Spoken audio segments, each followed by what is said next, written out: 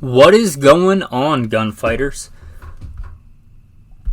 Welcome to Gunfighter Life, the podcast where we talk about guns, gunfighting, firearms, ammunition, self-defense, the right way, with God at the center, Judeo-Christian values, and real-world first-hand experience. I am humbled and blessed to be able to serve you today by bringing you this content, and I am very humbled that you give me some of your time. If you've been keeping up with Exodus, Perpetual Bug Out, whatever you want to call it, that the wife and I have been on for years, we are now in the Redoubt in northern Idaho in the Palouse region. Beautiful. It's not the first time I've been here or lived here. It is beautiful. And it is very good to be back. What are we going to talk about today? Going to tackle handgun stopping power / caliber effectiveness.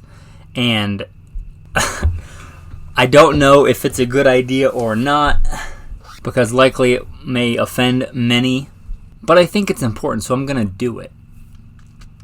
The goal here in this podcast, well, primarily is a ministry to make godly men strong and strong men godly. Consider that the mission statement, helping you be more and better prepared. Part of that is speaking the truth. And the whole reason is, I mentioned the real world first-hand experience. I'll get to the bio, but the training and experience that I've had in life that God's blessed to give to me and to get me through many sticky situations, many deadly situations. Hopefully I can use that to serve you and help. With that, I'm going to put in a bio, and then we'll get into the main topic. I'll roll into a quick abbreviated bio and then into the main topic. First and foremost, I am a Christian. I don't apologize for that. God is number one in my life. I grew up hunting and fishing in the backwoods of the southeastern United States at a very early age. Some of my earliest memories are with firearms. I joined the Marine Corps at 17, did a couple of combat tours in Iraq. By God's grace, He got me through that safely. After that, I served as a instructor, an urban warfare instructor and a desert warfare instructor for the United States Marine Corps. I also served with the LAPD, both full-time as a sworn police officer and in some more specialized assignments, as well as serving in the U.S. Army, full-time and part-time National Guard. I've been a FBI firearms instructor, still am an FBI firearms instructor, have been for a lot of years, also NRA certified and some other 3-letter government agency certified. I've been a private contractor for a 3-letter government agency I won't specify. I've been the commander of a tactical team in a large metropolitan area. By God's grace, He got me through all that in one piece, not because I'm better, but because He chose to have grace and mercy on me. I've been a professional hunter and guide. Professionally hunted things like buffalo and elk. Not many people today can say they've done that, but I'm blessed to be able to say that I have. I've hunted everything from white-tailed deer on the East Coast to mule deer on the West Coast to gray squirrel on the East Coast to prairie dog on the West Coast and elk and bear and wolf and slain all manner of beast. A state rifle and pistol champion a few times over in a few different disciplines. Handgun stopping power, caliber effectiveness. First, let's start on this with you need a firm foundation of when you can use deadly force, when it's authorized.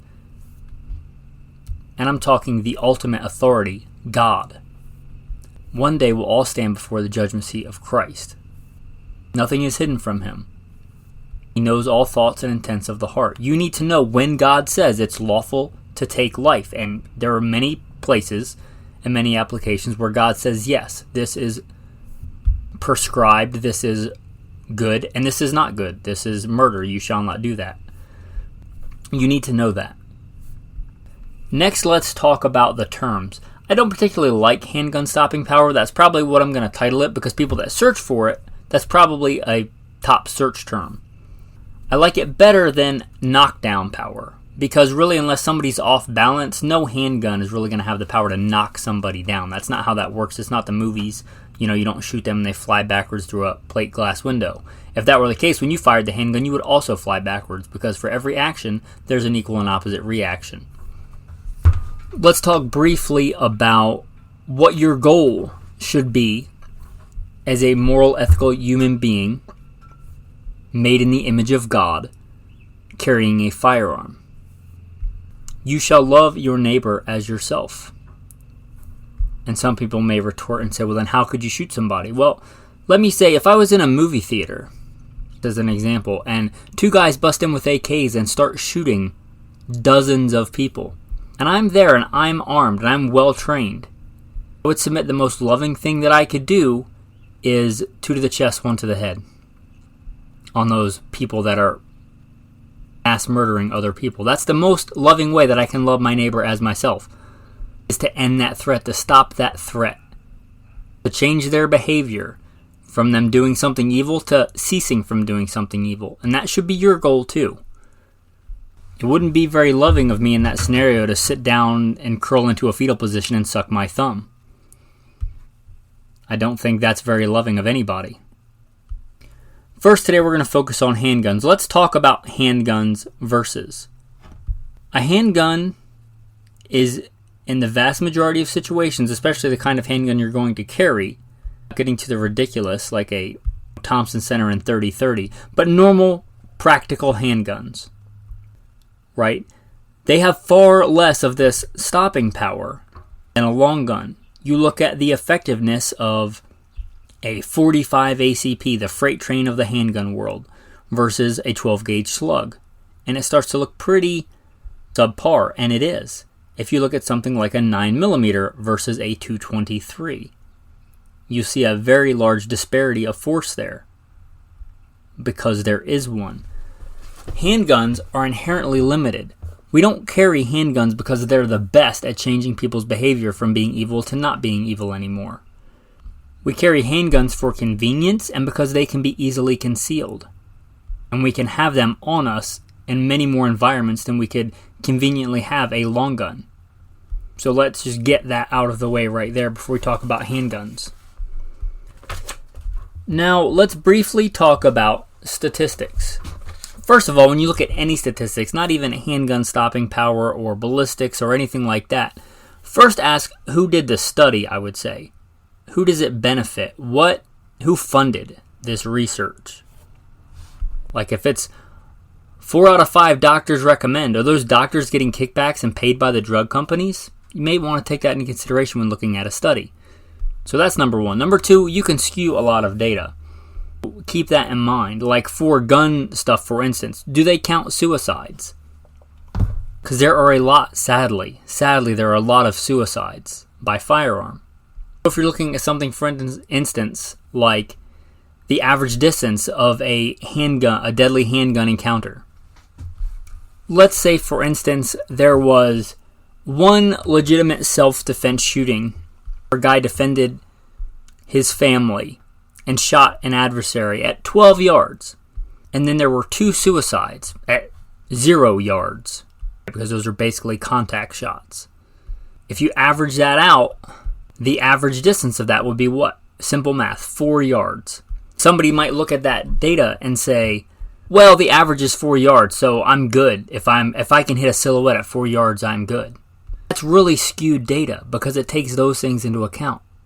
Or if there was a gunfight where people were shooting back and forth and one disabled the other and then he walked up and shot him at point blank range, the distance for that fatality would be 0 yards. But that's not really indicative of what you should be training for in a defensive use encounter. That's just one example of distance. So I'm just saying that whenever you look at a study, dig a little bit deeper than whatever the pie chart says.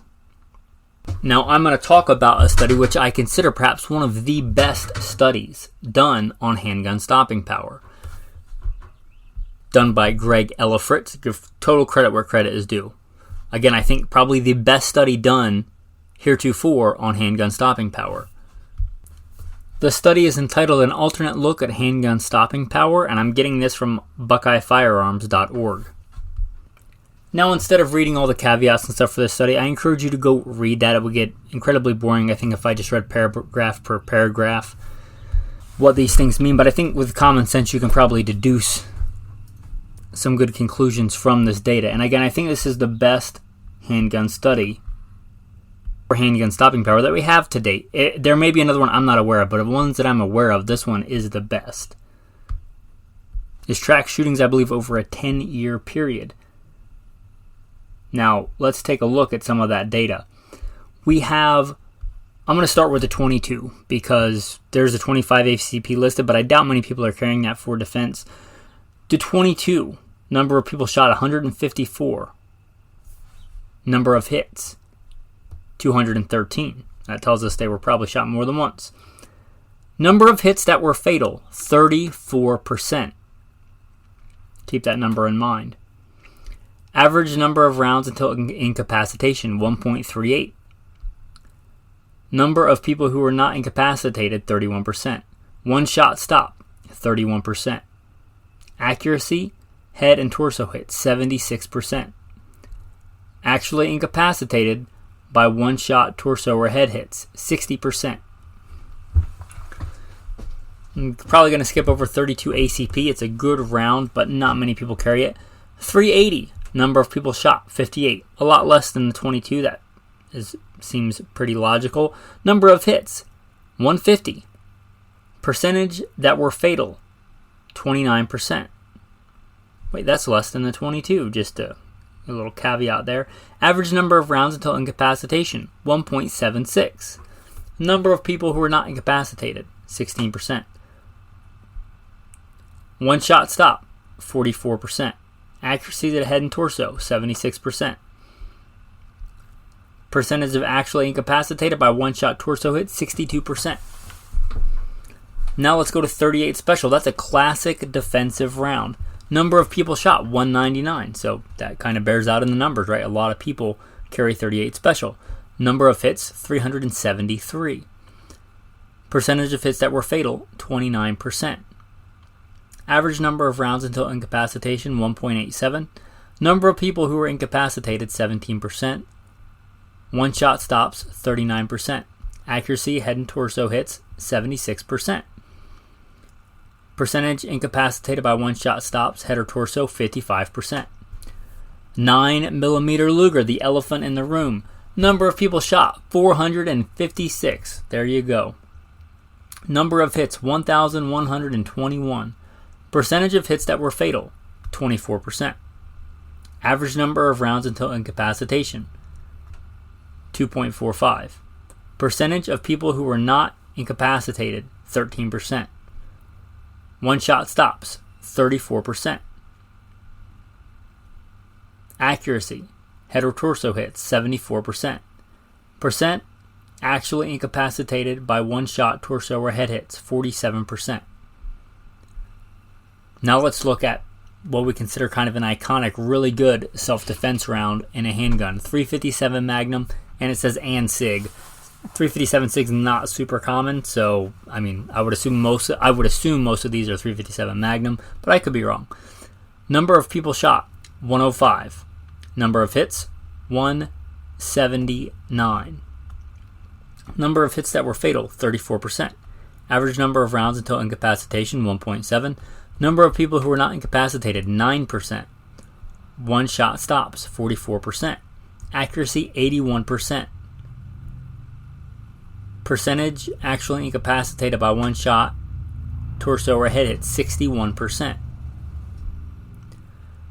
I'm going to skip down to the 45 ACP.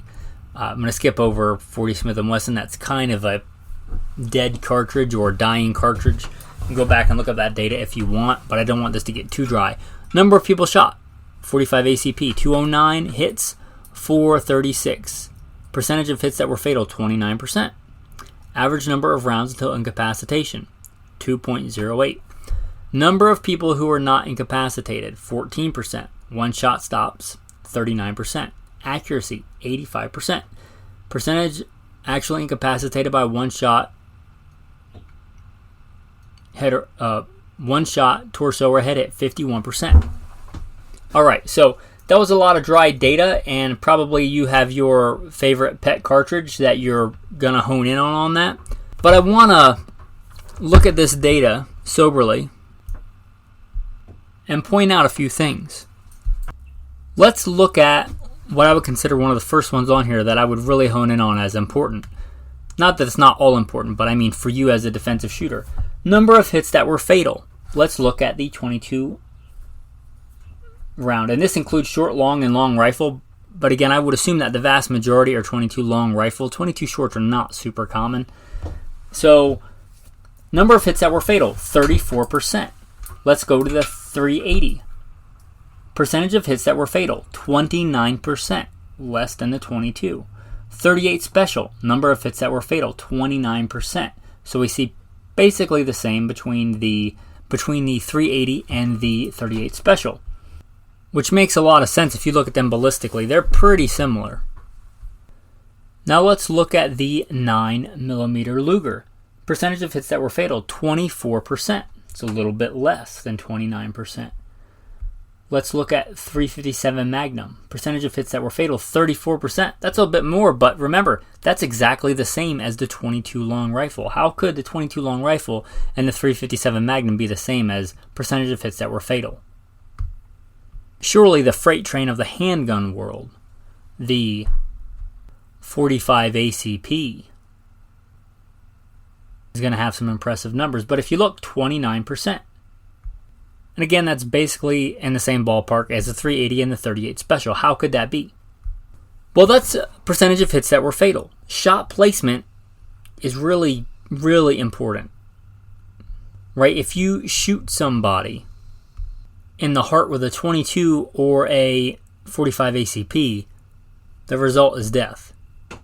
If you shoot somebody in the shoulder with either round, the result in a modern society where people have access to medical facilities and antibiotics is probably zero. Unless it hits some artery or bounces around and hits an artery or some anomaly. I'd say that's probably equal between any caliber, or fairly equal between most calibers. We see that bore out in the numbers here. So I think it's a good study. We're talking between all those calibers, we're talking a difference of between the mid-20s to the mid-30s, percentage-wise, number of hits that were fatal. Let's look at a number I would consider important, perhaps more important than fatality, right? Because if you stop them from doing their evil behavior in your defensive encounter, your goal is met, right? Whether they die or not is inconsequential to you. Really, if you stop them from doing that thing, going back to the movie theater, if you shoot them and they drop their weapon and are curled up in pain on the ground and can't stand again, right, your goal is accomplished. You don't shoot to kill, you shoot to stop that evil behavior, I hope. And we're talking about in a self-defense situation, obviously hunting and things like that are different. But let's look at what I would consider a pretty good metric for this, and that is going to be, how do they phrase it here? Percentage of people who are not incapacitated. So this is people that were not incapacitated. Percentage with the .22, 31%.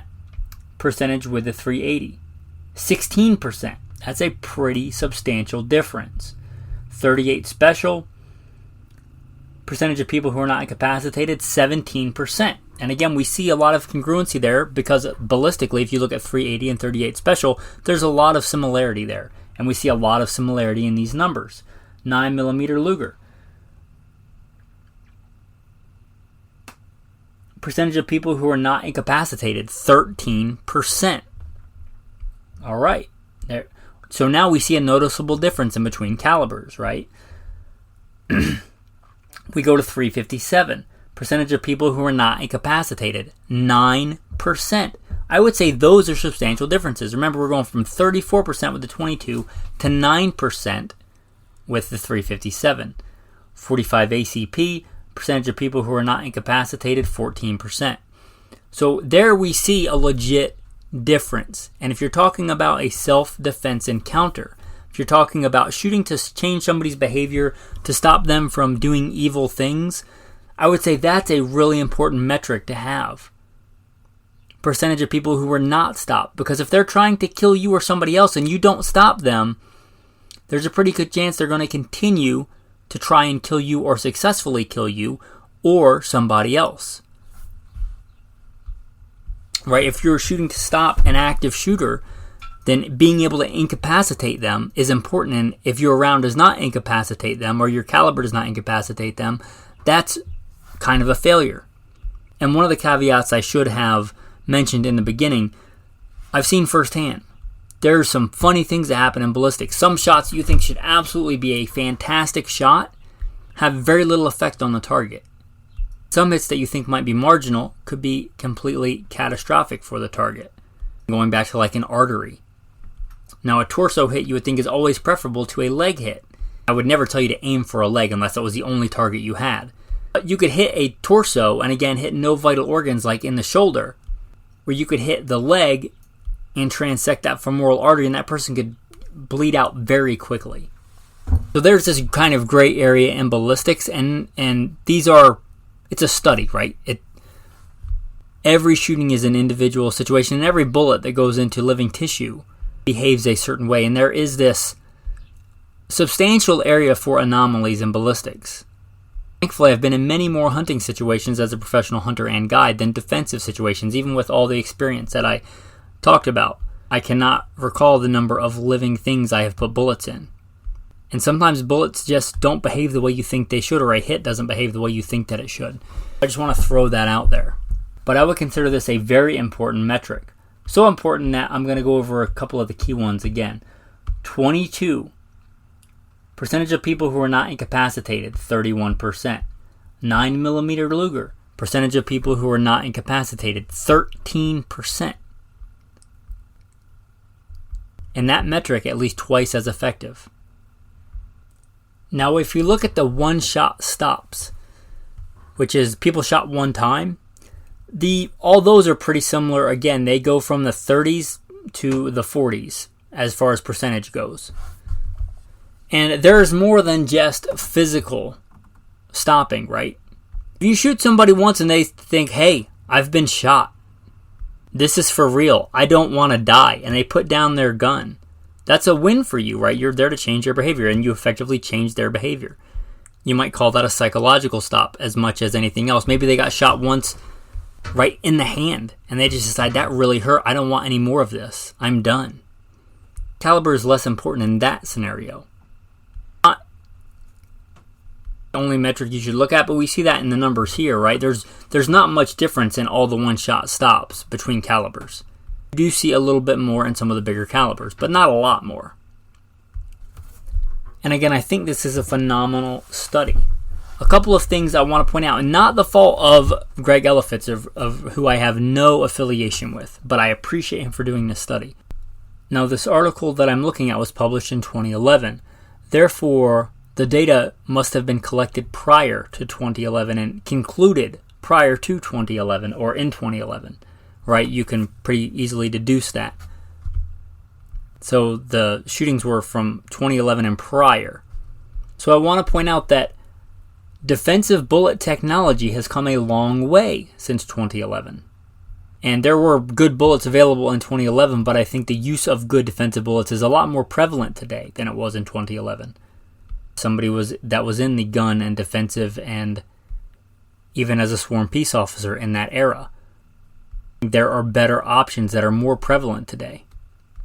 I want to point out, and Mr. Elefitz also points out in his notes, that this doesn't account between ball and hollow points. He does make a note of that, but the study I just read, those numbers, that's both, right? That's both ball and hollow point. And I believe there is a non-trivial difference in the effectiveness of a ball round versus a hollow point defensive round in a handgun. And again, this is a fantastic study. I just wanted to point that out when you look at this. Although a gangster with a high point loaded with 115 grain Winchester white box, and let's say the member of a tactical team with a staccato STI with 147 grain Winchester Ranger T, are both technically 9mm handguns, you might see a difference in performance, both in shootability and effectiveness of that caliber, although they're both 9mm handguns. What are some conclusions that I think that I draw from this study? You draw your own conclusions. First of all, I want to point out what we talked about long guns and handguns, right? This study at the bottom also includes shotgun, and this doesn't differentiate between birdshot, buckshot, slugs, right? But hits that were fatal, 65%. 65%. That's a different ballpark. You carry a handgun because it's what you can have on you, not because it's the most effective. If we look at the 9mm hits that were fatal, what did we say? 24% versus 65% with the shotgun. We go up to 357 Magnum, which nobody would argue with its effectiveness as a handgun round, I don't think. Hits that were fatal, 34%. And that's a 357 Magnum. Again, shotgun, and that doesn't differentiate between shot types. 65%. So again, handguns for when you can't have a long gun. It's not because they're the most effective. Another conclusion that I would draw from this, shot placement is really important. Shot placement is really important. I would say shot placement is much more important than whether you're shooting a 9mm or a 357 SIG. As much as people like to dote on the differences, shot placement is much more important. And how do you hone in your shot placement? Training, trigger time, dry fire. That's how you get better at your shot placement in tactical scenarios. And not to detract again from Mr. Elefritz, I'm very thankful for that study, and I think it's the best one that I've seen. However, there are other factors that you should consider besides the factors listed in here.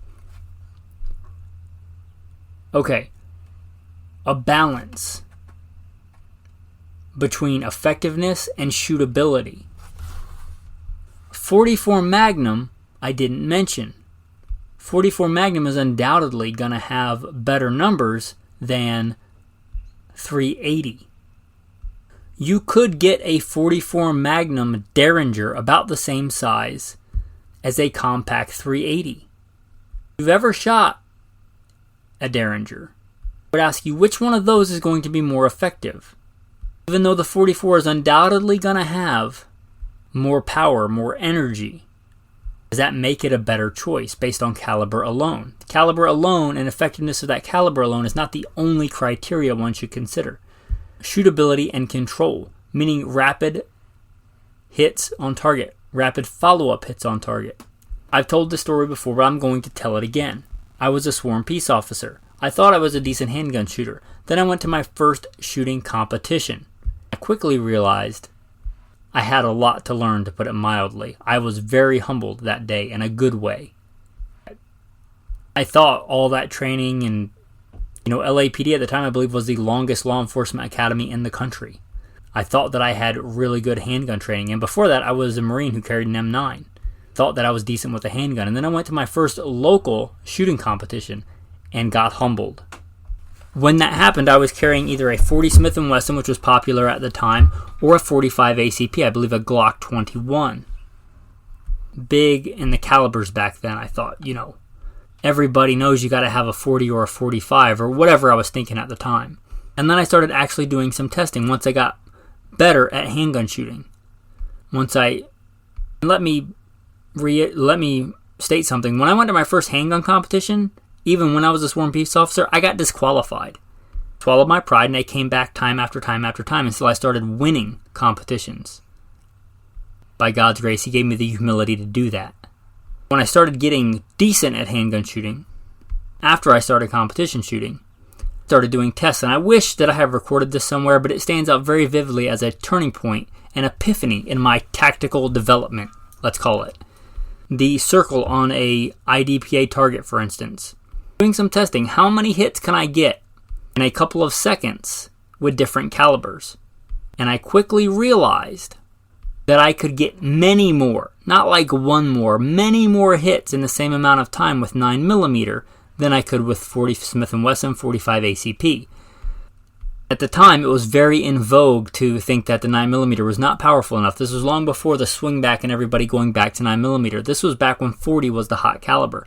But I looked at that soberly and I thought, there's no way there's no way that the 40 is ballistically that much superior that I'd rather have 1 or 2 hits, and I don't remember the exact numbers, but 1 or 2 hits with a 40 in a certain amount of seconds versus 4, 5, or 6 hits with a 9mm just doesn't seem right. So I switched back to 9mm, again back when the vast majority were carrying 40. If we look at the numbers in that study, percentage of hits that were fatal, percentage of hits that incapacitated, if I can get several more hits on a target in a given amount of time, the ability to get more rapid hits on target is going to greatly change the game versus one caliber being slightly ballistically more effective than another. So again, controllability and shootability is a giant metric that you have to consider, not just caliber effectiveness. You have to balance that out.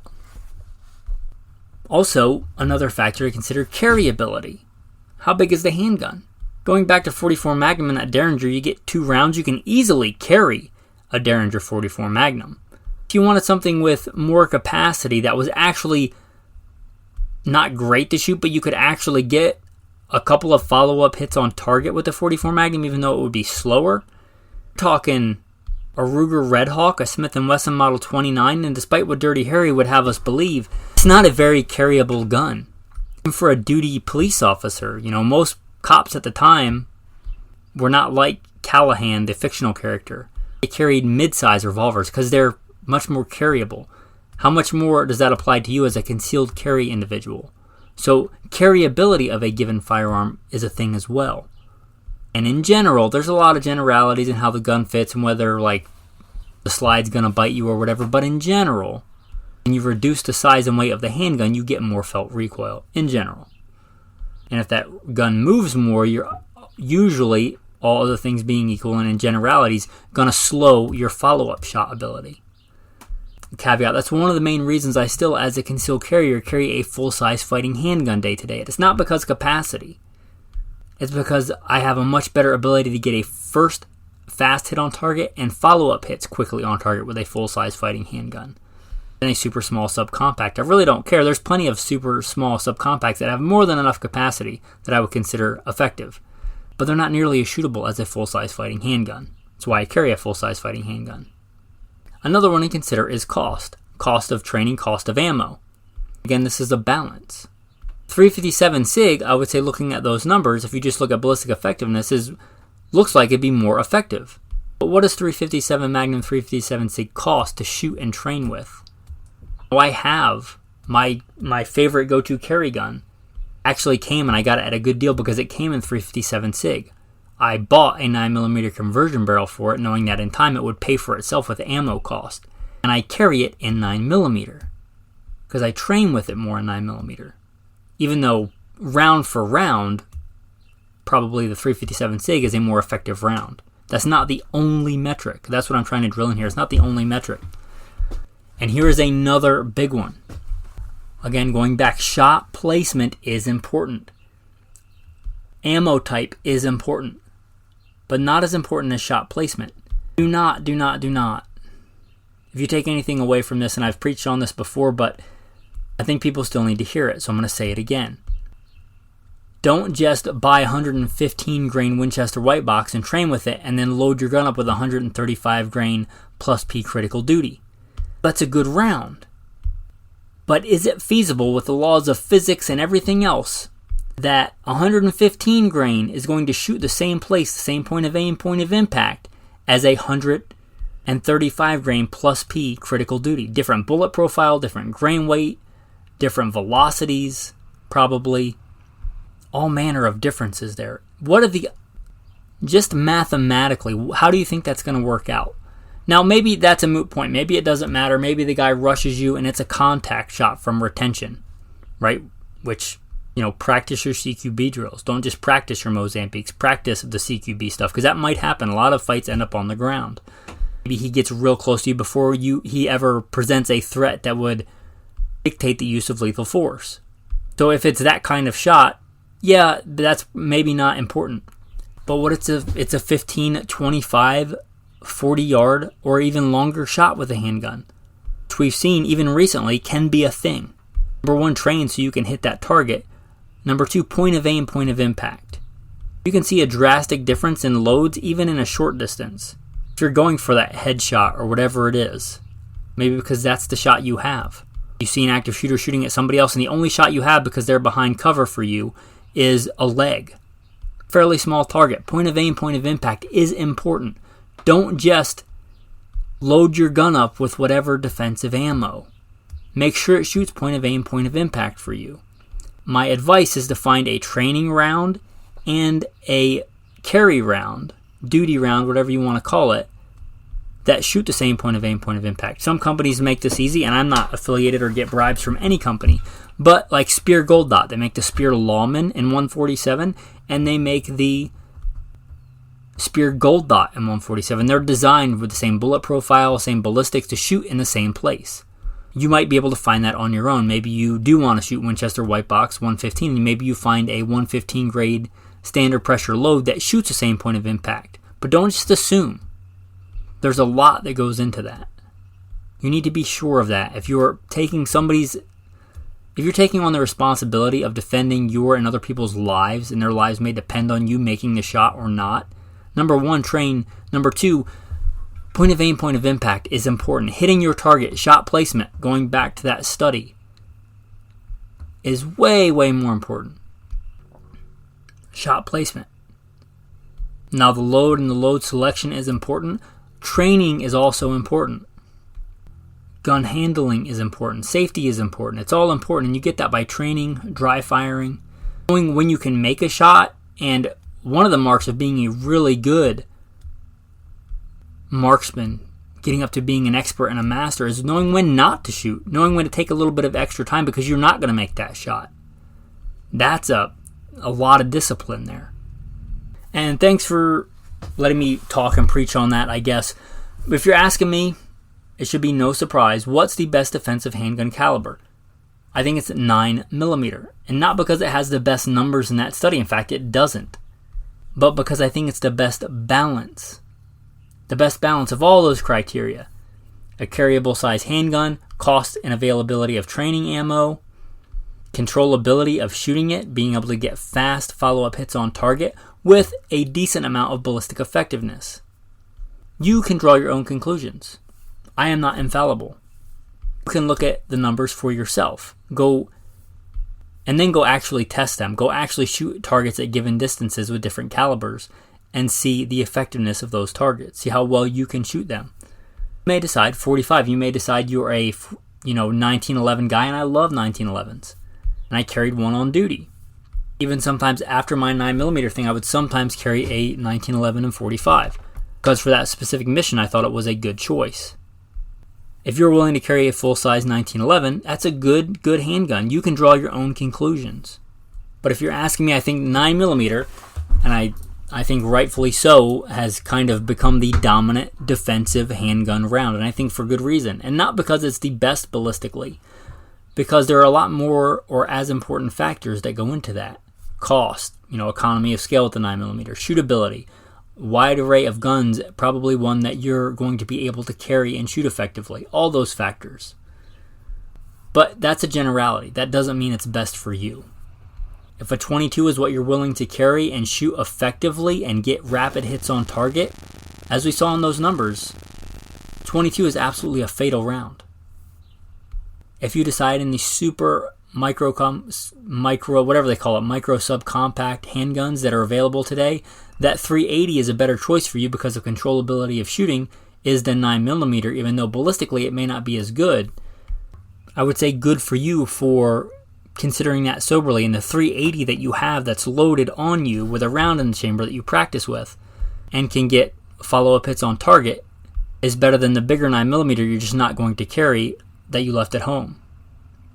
So again, some conclusions on this, and I'm going to give you some. I did a whole episode on go-to 9mm defensive loads. You can go look up if you want, but briefly, to add a section with some brevity in this podcast. For 9mm defensive loads, again, get something that shoots point of aim, point of impact with your training ammo. But a good place to look is Speer Gold Dots. They make good selections in 115 grain, 124, 147, Winchester Ranger and Ranger T.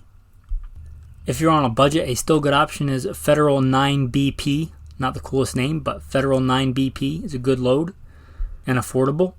A lot of times comes in a box of 50, so you can actually train with it, opposed to like the boxes of 20. Anyway, those are some loads I'm going to recommend. Go back and listen to that other episode if you want more on that. I thought it would be a good thing to throw in here.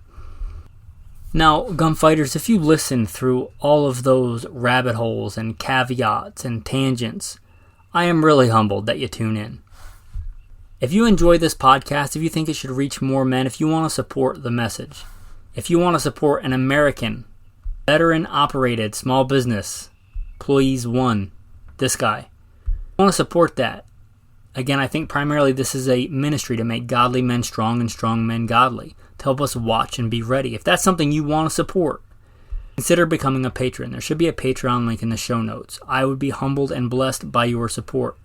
For much less than the cost of a box of this 9mm defensive ammo, you can become a patron to the podcast.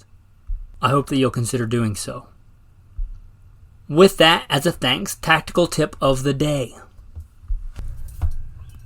Truncated cone bullets. Not all bullet profiles are created equal.